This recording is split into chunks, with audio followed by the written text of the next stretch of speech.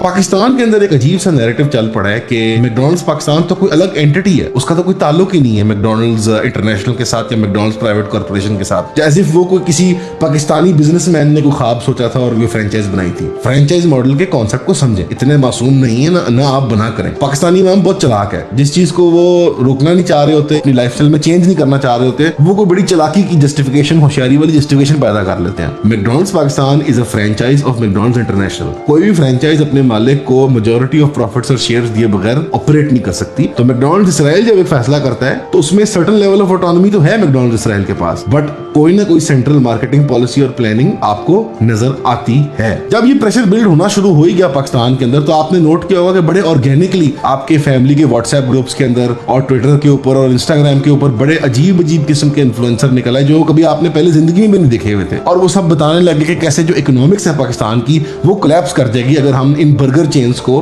Boycott कर दें पाकिस्तान के अंदर, या इनकी ऑपरेशंस को इलीगल डिक्लेयर कर दें। ये लोग ऑर्गेनिकली पैदा नहीं होते, और हमें यहाँ पे हमारी रिसर्च के थ्रू पता है कि कौन लोग कहां से क्या फंड ले रहे हैं। तो आपको नोटिस है, आपको वार्निंग है कि आप जो प्रोपेगेंडा कर रहे हैं, हम लोग उतने मासूम नहीं है जितने शायद हम 67 वॉर के अंदर थे, या 1948 में जब इसराइल ने जमीन हथियाई थी। Try to call a spade a spade. McDonald's corporation ने बहुत मेस्ड अप डिसीजन लिया to support a standing army, और जब ये प्रेशर बन गया तो उन्होंने टू प्रॉन्ग पॉलिसी इख्तियार की। एक तरफ उन्होंने अपने सारे इन्फ्लुएंसर छोड़ दिए मार्केट के अंदर कि ओ मैकडॉनल्ड्स तो जॉब प्रोविजन करती है, आप गरीब एम्प्लॉइज का सोचें, कितनी कंपनीज एम्प्लॉय होती है मैकडॉनल्ड्स में। एक गरीब और दूसरे गरीब की प्लाइट कंपेयर होती है कि गजा में जो गरीब मरता है वो कोई कम है या वो ज्यादा है। गजा में जो बच्चे मरते हैं लेस डिजर्विंग थे। लोकल इकोनॉमी, जी हमारी इकोनॉमी कोलैप्स कर जाएगी अगर ये जॉब्स नहीं होंगी मैकडॉनल्ड्स की। तो अल्लाह के फजल से आपकी लोकल चेन्स जो हैं, जो एग्जिस्ट करती हैं, बर्गर की हो या किसी और फूड फ्रेंचाइज की हो, अगर आप उनको सपोर्ट करेंगे तो आप लोकल बिजनेस को सपोर्ट कर रहे हैं। अगर मैकडॉनल्ड्स नहीं होगा कल को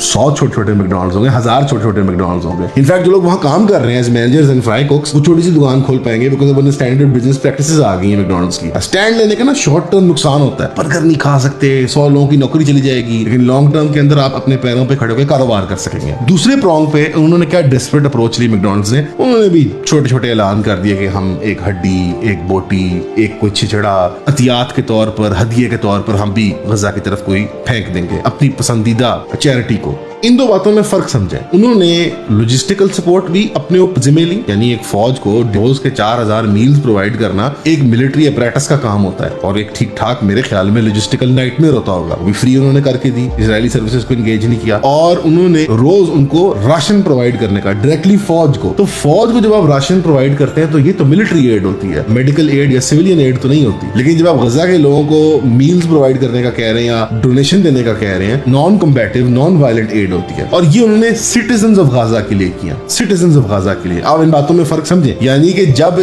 इसराइली आर्मी, जिसको हम तंदुरुस्त और फिट रख रहे हैं, उनको खाना प्रोवाइड करके जब वो पिटाई कर लेंगे गजा के लोगों की, और जब उनके सिर सुर फट जाएंगे और वो साइनाई पेनिनसुला के अंदर बच्चे लेके अपने सड़कों के ऊपर आ जाएंगे, तो तब हम उनके लिए टेंट, मॉस्किटो स्प्रे, खाने पीने की चीजें और जो कुछ प्रोवाइड कर सकती हैं चैरिटी ऑर्गेनाइजेशंस, वो दे देंगे। लेकिन जब वो एक आर्मी को खाना प्रोवाइड कर रहे हैं, वो मिलिट्री एड के अंदर शामिल होती है। मैकडॉनल्ड्स पाकिस्तान ने जनाब 10 मिलियन पाकिस्तानी रुपीस डेडिकेट कर दिए। Can you believe it? 10 million Pakistani rupees. 10 million Pakistani rupees में 5 मरले का घर नहीं आता लाहौर शहर के अंदर। 10 million Pakistani rupees is 1 crore rupees, जो मेरा ख्याल है मैकडॉनल्ड्स पाकिस्तान एक ब्रांच से अपना रेवेन्यू जनरेट कर लेती है। जिस भी मार्केटिंग डिपार्टमेंट के जीनियस ने 10 मिलियन का फिगर सोचा था ना, मैं उसको दाद देता हूँ। वो बहुत चालाक था, उसको पता था कि ये पढ़ के ना पाकिस्तानी लो होना सीखा सकते हैं मैकडॉनल्ड्स। That is $35,000। आपको पता है एक एवरेज मील जो है इसराइल के अंदर वो कितने का है? मैकडॉनल्ड्स का $13.5 का है, और 4000 डेली मील्स का मतलब है इज $84,000। मैकडॉनल्ड्स पाकिस्तान ने जो एक यकमुश्त पेमेंट में प्लेज किया है, टोटल उससे डबल एटलीस्ट या 1.5 गुना ज्यादा वो डेली खर्च कर रहे हैं मैकडॉनल्ड्स इसराइल। इसराइल की आबादी कितनी है? हमारी इतनी बड़ी आबादी है, हर शहर के अंदर आप ऑपरेट कर रहे हैं, और आपकी ऑडेसिटी भी नहीं है कि आप एक क्लियर स्टेटमेंट दें और आप प्रेशर करें कि हम ताल्लुक अपना तोड़ते हैं मैकडॉनल्ड्स इसराइल के साथ, या हम कंडेम करते हैं। तो ये सारा कुछ जो है ये आई वॉश है।